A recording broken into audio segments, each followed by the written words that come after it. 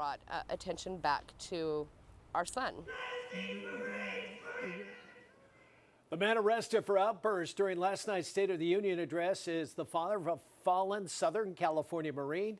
Tonight, the Marine's loved one says they're determined to keep his memory alive. Good evening, everyone. Welcome to West Coast Wrap. I'm Frank Malakote. That fallen Marine Lance Corporal Kareem Nakui was killed during the U.S. withdrawal from Afghanistan in 2021. Fox 11's Matthew Seedorf spoke with his mother, who says she was surprised to learn about her ex-husband's behavior during the State of the Union. Up 30%. President Joe Biden's State of the Union Thursday interrupted by the father of a Norco Marine killed during the 2021 withdrawal from Afghanistan. I would have yelled out, "What about our 13 who got killed at Abbey Gate?" We met with the mother of U.S. Marine Lance Corporal Kareem Nakui Friday at her son's gravesite. We friends? The 20-year-old took this video in August 2021, the day before a suicide bomber killed him and 12 other U.S. service members. It's been forgotten about because it's not talked about. Like, you don't see the media constantly talking about it. You never seen Biden give speeches about our fallen 13 or the wounded. There was 18 that were wounded. Shanna didn't watch the State of the Union out of anger for the president, but her ex-husband was there as a guest for Florida Congressman Brian Mast. I had friends, they were very subtle about it. "Hey, did you watch the State of the Union?" And I'm like, I can't. I can't watch Biden. You know what it does to me. And they're like, "Well, your ex was on there and he got arrested." I'm like, "Send me the clip." Does it surprise you that Kareem's father would say this during the State of the Union? I was actually surprised because he's normally pretty quiet. So I was shocked, and at the same time I was excited. The father of the fallen Marine arrested and charged with crowding, obstructing, and disturbing Congress, a misdemeanor.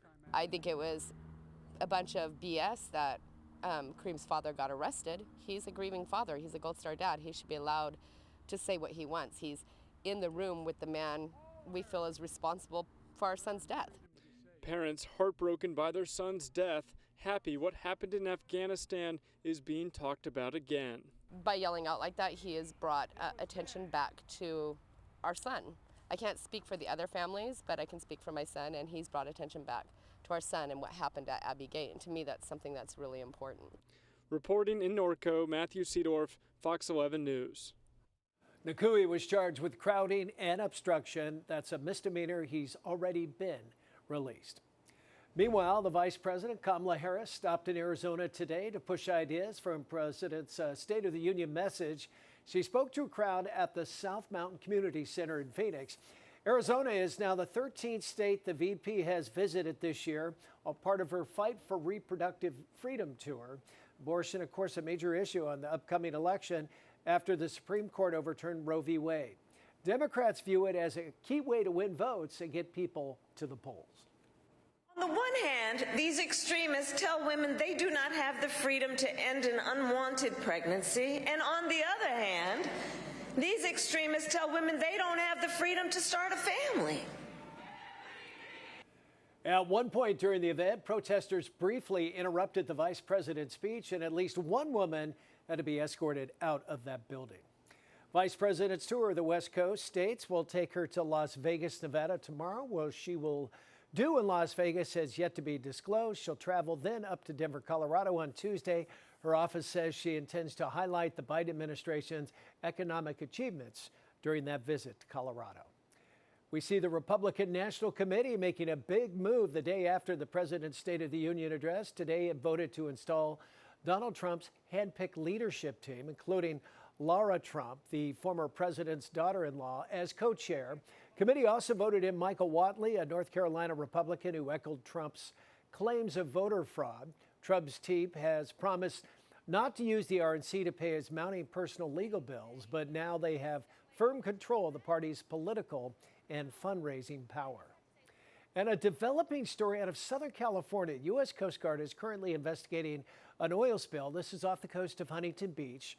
Reports said the potential spill came in last night, and now authorities are trying to respond and figure out what happened out there. This is happening off the coast of Orange County. The spill site is about 2 miles west out of Huntington Beach. When officials got to the scene, they found what they're calling a sheen in the water. The Coast Guard said it's stretching about 2 miles across the ocean.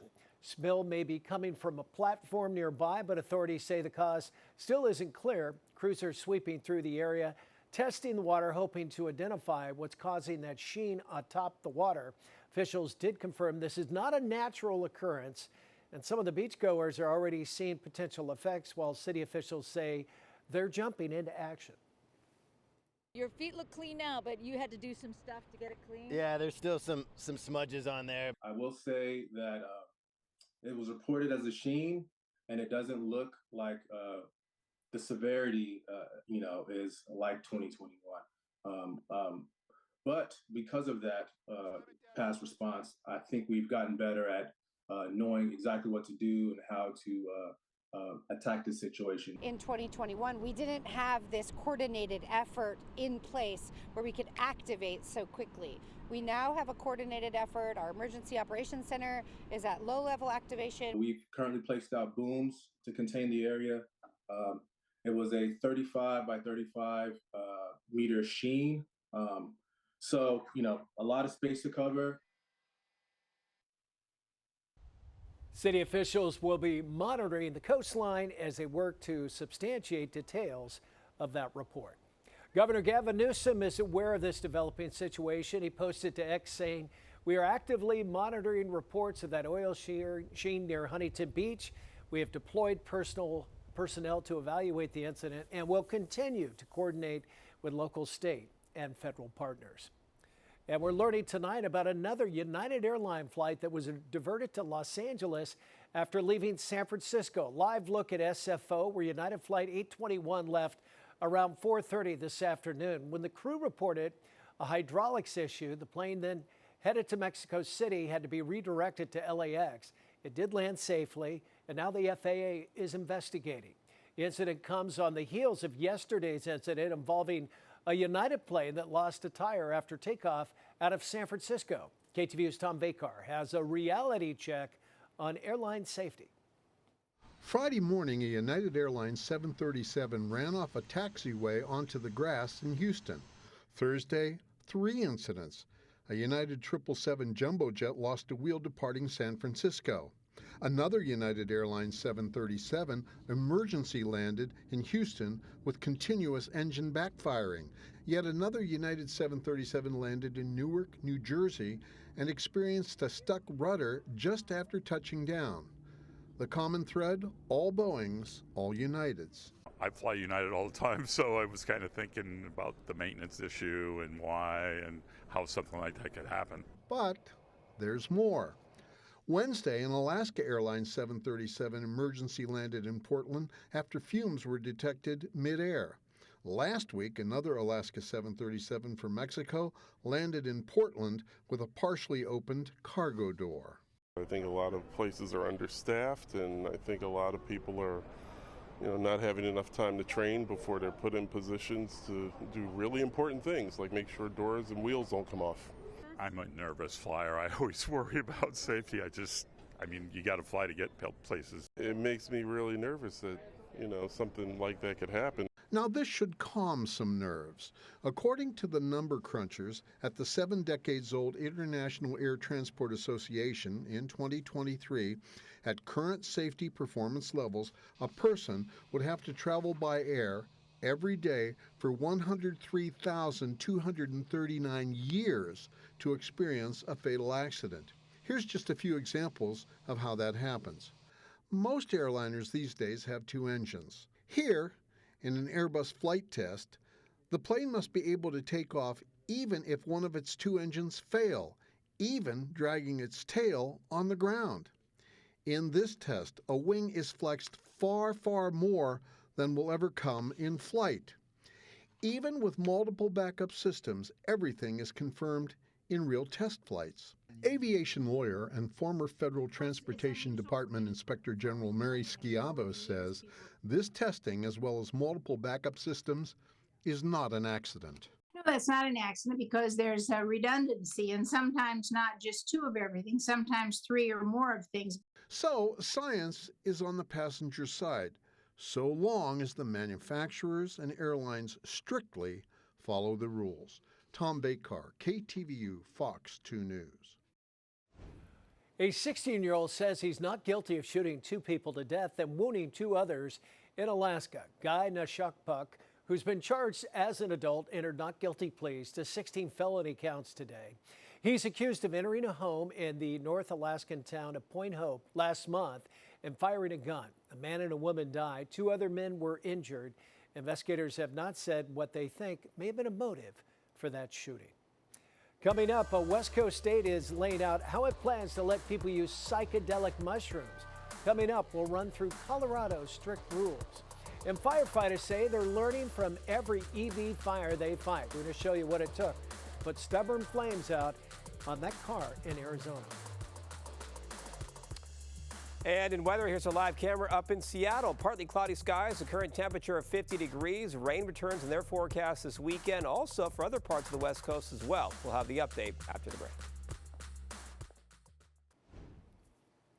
Welcome back. Colorado, regulators have released their outline of requirements for the use of psychedelic mushrooms in healing centers. They come just over a year since the state decriminalized them. Applicants to run the centers must be over the age of 21 and not have any felonies, and they must have 150 hours of education and experience in a range of subjects. People who want to take drugs must obtain medical and behavioral health clearance from a registered physician.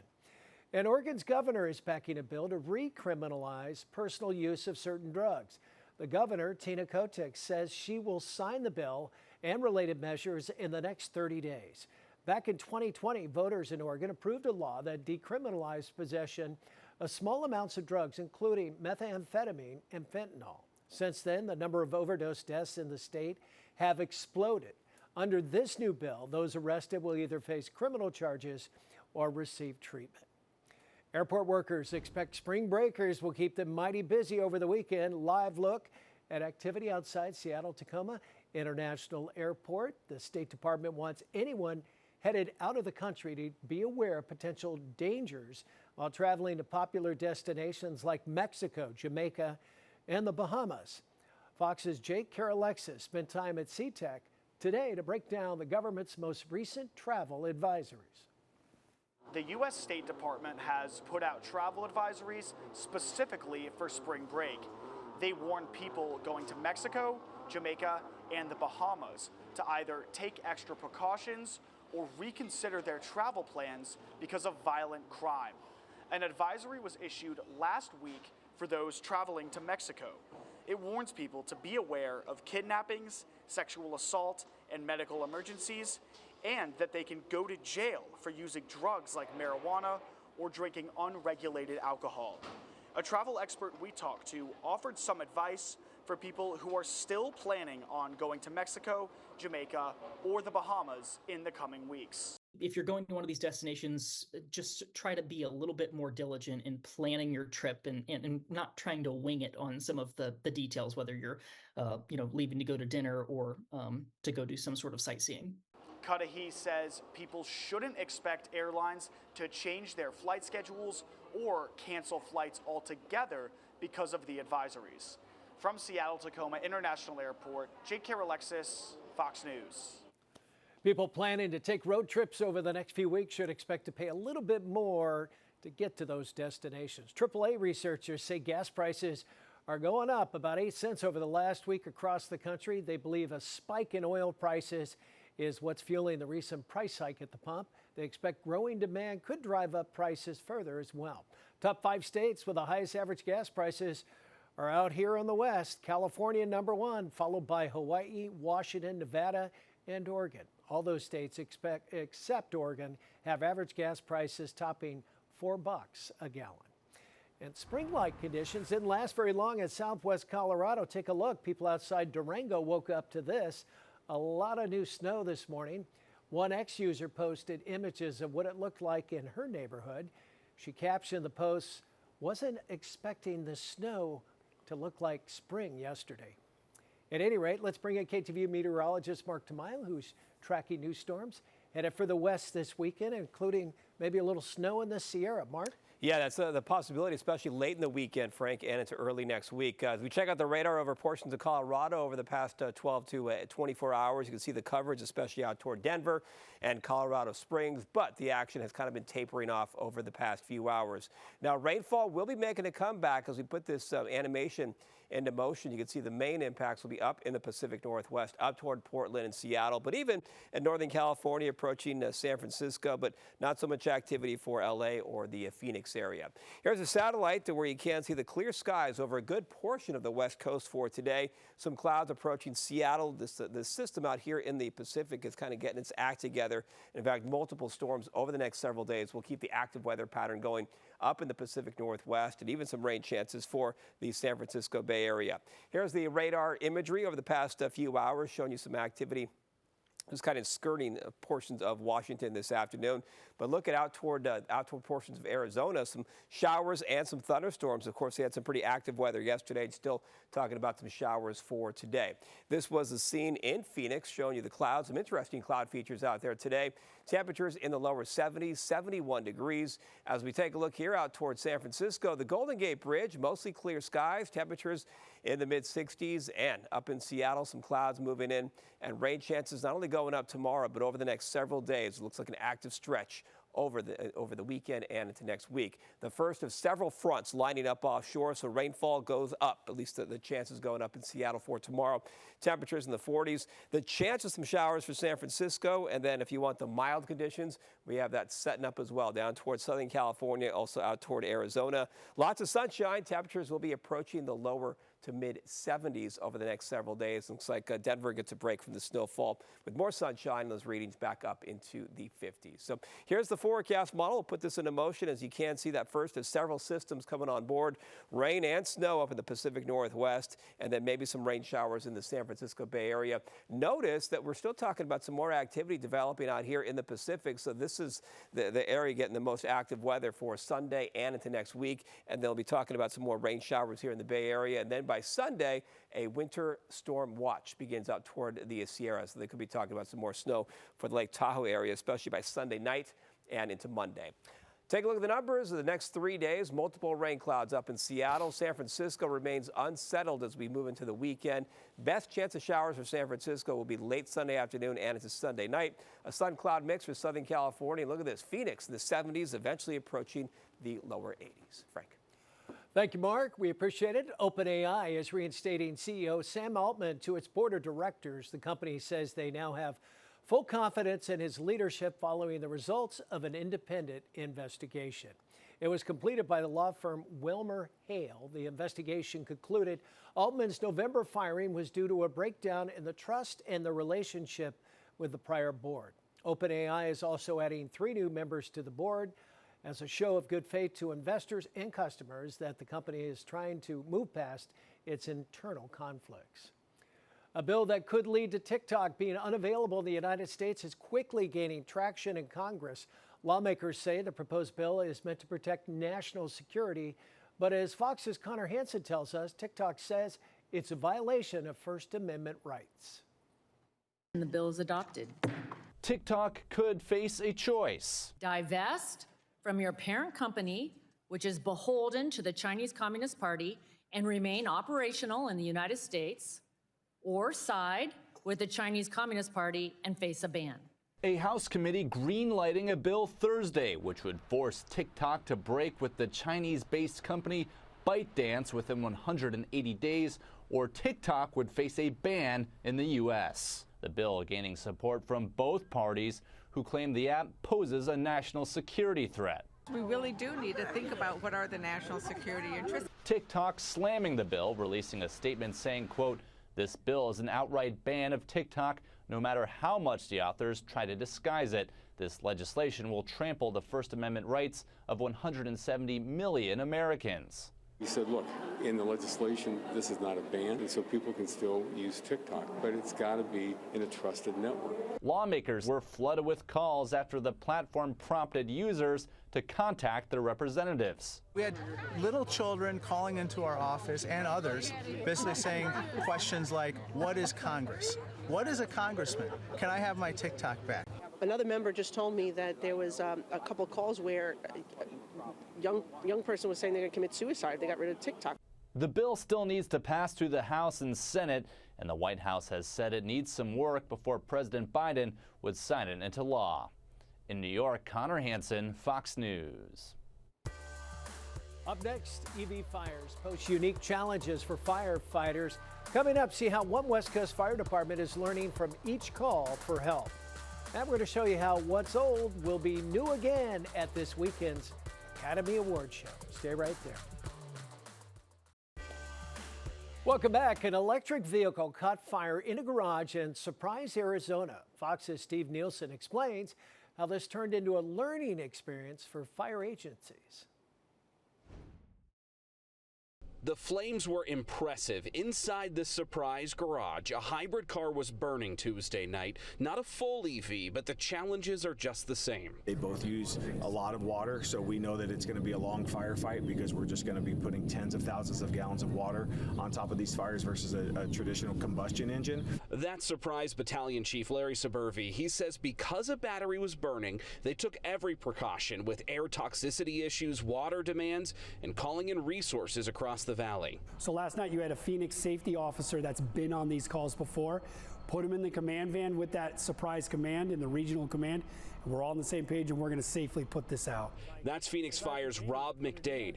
He says they learned a lot last night. And last night's incident will go a long way into building really this card catalog for us to look at every fire. And now when we do the training, hey, this is what Mesa had and this is what they did. This is what Gilbert did. This is what Phoenix did, and now this is what Surprise did. So the region, if we're not sharing this information, we're not working hard enough. Once the flames calmed, Surprise Fire used a giant blanket and draped it over the car. Put the fire blanket over, right? Fire needs oxygen to survive, to help suppress the oxygen that's there. It's a welcome change from the last strategy we saw implemented as a Waymo electric vehicle caught fire in Phoenix. It had to be submerged in wet sand. You know, that is a technique where we're going to get giant dumpsters, put cars in them and fill them with, thousands of pounds of sand isn't necessarily something that's sustainable, but it was working at the time a couple years ago. So we just had to evolve some of those techniques. So, I don't think that we're done in the learning phase for, how to best fight electric vehicles, and we're not alone, right? It's across the country. Steve Nielsen, Fox 10 News. Well, Hollywood will have a new batch of Oscar winners by the end of the weekend. Final preparations underway for the 96th Academy Awards on Sunday night. Event organizers have already revealed they're returning to the traditional red carpet look for Sunday's arrivals outside that Dolby Theater in Los Angeles. Last year, many fans were surprised by the choice to go with a champagne-hued rug. Christopher Nolan's Oppenheimer is leading the pack of this year's nominees with nominations in 13 categories. Late-night talk show host Jimmy Kimmel is returning to host those awards. He's always great. I want to thank you for joining us tonight here on the West Coast Wrap. Have a great night and enjoy the weekend. We'll see you back here on Monday night.